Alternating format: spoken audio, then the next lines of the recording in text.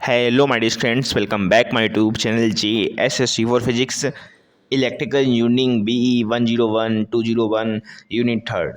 ठीक है, most important questions. जैसा कि मैं आपको बता दूं, यूनिट 1 यूनिट 2 को मैं आपको कवर कर चुका हूं, पर आप लोगों का बहुत डाउट है यूनिट 1 में, क्योंकि यूनिट 1 में कुछ मैंने 2-3 टॉपिक ऐसे लिए हैं जो आपके सिलेबस से हट गए हैं इस साल, इस ईयर से या इस सेमेस्टर से बोलो। ठीक, वो हट गए हैं, पर भी मैं उसको वीडियो में लिया हूँ। तो आप लोगों को डाउट है कि सर हट गया, फिर आपने क्यों बताया, आपने अपडेट सिलेबस नहीं बताया। तो मैं कह रहा हूँ थोड़ा बहुत पढ़ लोगे, थोड़ा बहुत जाना टॉपिक, कुछ दिक्कत नहीं होगा यार, रिस्क नहीं मिलेगा, बिकॉज बहुत इंपॉर्टेंट टॉपिक है। अभी तक एक टू ऐसा हुआ नहीं कि वो पूछे ना गए हों। यदि कोई भी एग्जामिनर उसके माइंड में ये बात उतर गया, भाई चांद जो एग्जाम पेपर वो पेपर बना रहा है एग्जामिनर, यदि एक भी उसने क्वेश्चन सुपरपोजिशन या नॉर्टन से रख दिया, थेमनीज से रख दिया, आपके सिलेबस में नहीं है और रख दिया, फिर क्या करोगे।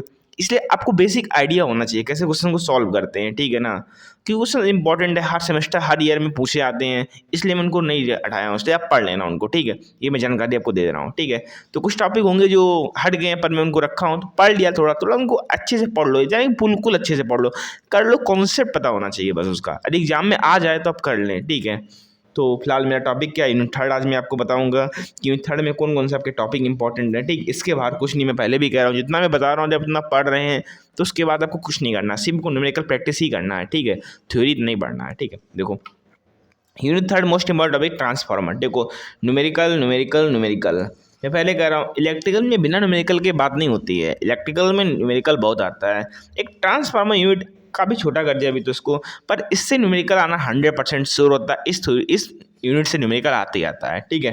मैं बात करता हूँ टॉपिक बाय टॉपिक। देखो, सबसे पहले आपका जो क्वेश्चंस बनता है यहाँ से, ये क्वेश्चंस बनता है आपसे ईमेल क्वेश्चन पूछेगा। देखो, कुछ क्वेश्चंस आउट होते हैं, तो मैं बता देता हूँ कौन क्वेश्चन आउट होता है, आप लिख लिया करें। मैं वीडियो में नहीं लिखता है, ये PDF में नहीं लिखता हूँ ना, मैं बोलता हूँ नहीं, लिख लिया करिए कॉपी में, जिससे आपको फायदा हुआ अपने एग्जाम के टाइम, प्रिपरेशन के टाइम आपको फायदा होगा उससे, ठीक है। जैसे कि मैं बोल रहा हूँ ड्राइव द ईमेल क्वेश्चन। देखो, ये क्वेश्चन आउट है, जनरली सेक्शन B में पूछेगा, अदरवाइज आपको सेक्शन A में 2 नंबर में पूछ लेगा, लिखने को बोल देगा आप, और बेस इसके टर्म को डिफाइन करने को बोल देगा सेक्शन A में, अदरवाइज आपको सेक्शन B में 5 नंबर में आपको क्वेश्चन बोल देगा, ड्राइव करने को बोल देगा। अब ईमेल क्वेश्चन पूछा ही जाता है, ठीक है। ट्रांसफार्मर का ईएमएफ इक्वेशन पूछा ही जाता है, चाहे वो सेक्शन B में पूछे, चाहे वो सेक्शन A में पूछे, बस सेक्शन B A में पूछता है और हर ईयर में पूछा जाता है, ठीक है। इसके बाद देखो, यदि आपसे कभी भी क्वेश्चन 7 नंबर का बनेगा तो आपसे ये भी अटैच करेगा, डिस्कस प्रिंसिपल भी आपसे पूछेगा, ये आपसे 7 नंबर का क्वेश्चन पूछेगा, तो क्योंकि आपके पास 7 नंबर का आएगा, 10 नंबर का तो आपका आएगा नहीं इस बार पेपर, तो 7 नंबर का आएगा, तो उसमें आपसे ये भी कॉन्सेप्ट पूछेगा, discuss the principle of operation of single phase, ठीक है। तो आपसे ये कॉन्सेप्ट भी पूछ लेगा, ओके। तो पूरा क्वेश्चन 7 नंबर का बन जाता है। फिर भी यदि क्वेश्चन ये नहीं आता है तो सेक्शन A में 2 नंबर तो बन ही जाना, ये क्वेश्चन आते ही आते हैं, ठीक है। इस प्रकार इनको तैयार कर लेना, ठीक है। नेक्स्ट क्वेश्चन देखो, ट्रांसफार्मर नो लोड। देखो, नो लोड का फेजर डायग्राम पढ़ लेना, मैं लिख लो, मैं लिखा नहीं उसमें। ट्रांसफार्मर नो लोड का फेजर डायग्राम, 2 नंबर में फेजर डायग्राम पूछ देता है आपसे। आइडियल कंडीशन में नो लोड में फेजर डायग्राम पूछ देगा आपसे, ऐसे ही पूछ देगा transformer no load phasor diagram, तो आपको फेजर डायग्राम पता होना चाहिए ट्रांसफार्मर में नो लोड कंडीशन में, ठीक है। इसका जो फेजर डायग्राम बनता है ये आपको पता होना चाहिए, ठीक है। यहाँ से न्यूमेरिकल आता है, मैं बता दिया हूँ, अब एग्जाम पर डिपेंड करता है, पर आता है न्यूमेरिकल, थ्योरी नहीं आता, न्यूमेरिकल आता है, तो आपको न्यूमेरिकल पता होने चाहिए इसके, ठीक है। बात करते हैं इक्विवेलेंट सर्किट से, यहाँ से भी न्यूमेरिकल आता है, इक्विवेलेंट सर्किट से भी न्यूमेरिकल आता है, और इससे भी आने के न्यूमेरिकल चांस होते हैं। ट्रांसफार्मर से कभी कभी 2 न्यूमेरिकल पूछे जाते हैं, तो 2 आते हैं जनरली, पर किस्मत अच्छा हो तो वैसे 2 आपके न्यूमेरिकल आ जाते हैं ट्रांसफार्मर से, ठीक है। एक आपका रेगुलेशन एफिशिएंसी से 100% न्यूमेरिकल आता है, मैं बोल दिया 100% आता है, तो इन दोनों में से कोई एक न्यूमेरिकल आ जाएगा, ठीक है। अरे थ्योरी नहीं आई तो, ठीक है। तो न्यूमेरिकल तैयार करने हैं आपको, ठीक है। मैं बता दिया हूँ आपको, इक्विवेलेंट सर्किट से भी न्यूमेरिकल आता है। रेगुलेशन एफिशिएंसी में क्या लिखा हूँ, 100%, तो कुछ समझा करो, 100% मतलब आएगा। इफिशिएंसी से न्यूमेरिकल आते ही आता है, तैयार कर लेना इसको, अच्छे से तैयार कर लेना। आप कोई भी प्रीवियस पेपर दे सकते हैं, न्यूमेरिकल आपको मिलेगा इससे, ठीक है। एक क्वेश्चन और है इसमें, ये कुछ क्वेश्चन में बोलना एक रिपीट करता ही करता है। जैसे कि क्वेश्चन से आप ये देखो, condition for maximum efficiency of transformer 100% लिखा है, थोड़ा वो फोटो बस क्लिक करने में परसेंट आप काट गया है, पर 100%, ये क्वेश्चन 100% आता है, ठीक है। आपसे 2 नंबर में पूछ देगा, सेक्शन B में नहीं पूछेगा, ये भी सेक्शन B में क्वेश्चन आता है, 5 नंबर में आता है आपसे, साथ में न्यूमेरिकल टेस्ट होगा इसके। ये सेक्शन B में 5 नंबर का न्यूमेरिकल आता है, पर अब 7 नंबर का हो गया तो शायद आपका 4 नंबर का या फिर 3 नंबर का आ सकता है इसमें, ठीक है, क्योंकि 7 नंबर का आपका टोटल क्वेश्चन होंगे। ये क्वेश्चन आता है, पूछा हमेशा जाता है। कुछ क्वेश्चन होते हैं एक ही टू ने रिपीट करते ही करता है, चाहे सेक्शन A में करे, B में करे, बस आपको पहचानने होते हैं। ये कैसे आप जानेंगे, जब आप प्रैक्टिस करेंगे, ठीक है, तब आप जानेंगे, ठीक है। तो मैं बता दिया आपको, इतना कर लो, ठीक है। इसके बाद आपको 7 मार्क्स में कुछ नहीं पढ़ना है, आपका यूनिट भी काफ़ी छोटा है, इसके बाद कुछ पढ़ना ही नहीं, बस न्यूमेरिकल में बता दिया हूँ, न्यूमेरिकल आपको अच्छा तैयार करना है, ठीक है। 2 नंबर के लिए देख लो, 2 नंबर में ये क्वेश्चन EQ2 को मोहब्बत इस क्वेश्चन से है। इस क्वेश्चन को EQ2 ने बहुत प्रकार से पूछा है यार।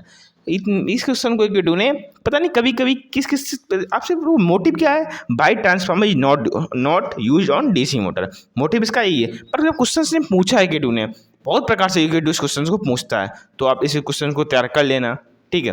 ये क्वेश्चन भी इंपॉर्टेंट है। फिर ट्रांसफार्मर का यूनिट है, आपके उसके टाइप्स हैं, उस टाइप्स को भी पढ़ लेना, उसके क्या क्या यूनिट होते हैं, क्या क्या टाइप होते हैं, ठीक है। थोड़ा मैं आपको बता देता हूँ जानकारी के लिए। इस क्वेश्चन को देखो, कभी कभी आपसे पूछेगा भाई transformer is not used on DC motor, not sorry by transformer is not used on DC, ये आपसे पूछेगा क्वेश्चन 2 नंबर में। फिर आपसे कभी कभी पूछेगा explain by transformer can not be operate on DC, 2 number में ऐसे भी पूछ सकता है। आपसे इस प्रकार से भी पूछ सकता है, what will happen if the primary of a transformer is connected to DC supply, ठीक है। तो इस क्वेश्चन को EQ2 को मोहब्बत है भाई, पूछता ही पूछता है। आपसे 17-18 में भी पूछा है, 20-21 में भी पूछा है, 18-19 में भी पूछा है, तो एक मोहब्बत है। बस इस क्वेश्चन को थोड़ा पैटर्न को चेंज कर देता, आंसर उसका वही होता है। आंसर में क्या लिखोगे, if rated of DC voltage applied on the primary transformer, लिख देना उसको, आप लोग पढ़ सकते हैं अपने अनुसार, ठीक है। ट्रांसफार्मर का डेफिनेशन भी मैं बता दिया हूँ, इसकी यूनिट, इसके टाइप्स आप लोग देख सकते हैं। बस इसके अलावा आपको कोई भी टॉपिक यूनिट 3 में नहीं पढ़ना है। न्यूमेरिकल बोल दिया हूँ भाई, न्यूमेरिकल को अच्छा प्रैक्टिस कर लेना भाई, ये 100% लिखा है, इसके एफिशिएंसी के न्यूमेरिकल लगा लेना भाई, प्राइमरी वेट ये तो अब वो हट चुके हैं, पर ये चीज़ आप कन्फर्म से लगा लेना, ठीक है। 100% बोल रहा हूँ, ठीक है।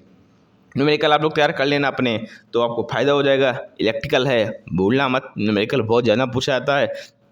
आपका 70 मार्क्स का पेपर होगा, जिसमें 50 से 45 मार्क्स का आपका न्यूमेरिकल होगा। 50 से 45 मार्क्स का आपका न्यूमेरिकल होगा, आपका 70 मार्क्स का पेपर है। तो समझ सकते हो न्यूमेरिकल आपका 70% भाग आपका न्यूमेरिकल कवर कर रहा है एग्जाम के पेपर का, सिर्फ 30% भाग आपका थ्योरी कवर कर रहा है, तो न्यूमेरिकल आपको लगाना है, ठीक। सेक्शन ए में भी आपको न्यूमेरिकल मिलेगा, बी में भी मिलेगा, सी में भी मिलेगा, तो न्यूमेरिकल लगाना ही लगाना है, ठीक है। ओके, होप आपको वीडियो अच्छी लगी हो। तो वीडियो अच्छी लगी हो तो क्या करना है, आपको वीडियो को लाइक करना है, शेयर करना, सब्सक्राइब करना है, ठीक है। चिंता मत करो, मैं आपको एग्जाम से पहले जितने भी टॉपिक हैं, जितने भी आपके सब्जेक्ट हैं, सारे फिनिश कर दूंगा। बस आपका सहयोग चाहिए, आप वीडियो को लाइक से सब्सक्राइब कर दिया करो, कोई दिक्कत नहीं, ठीक है। मैं आपके लिए जब भी मुझे टाइम मिलता है, मैं तुरंत आपके लिए एफर्ट करता हूँ। आज मैं भी थोड़ा खाली बैठा था, तुरंत मैं आपके लिए वीडियो बनाने के लिए कंटेंट करने लगा, ठीक है। मैं जब भी खाली हूँ तो आपके लिए तुरंत फर्स्ट ईयर वालों के लिए मेहनत करता हूँ, ठीक है। तो आप लोगों की जब इतना करता हूँ तो वीडियो को लाइक तो कर दिया करो, शेयर कर दिया करो, सब्सक्राइब कर दिया करो। ओके, थैंक यू, जय हिंद, जय भारत।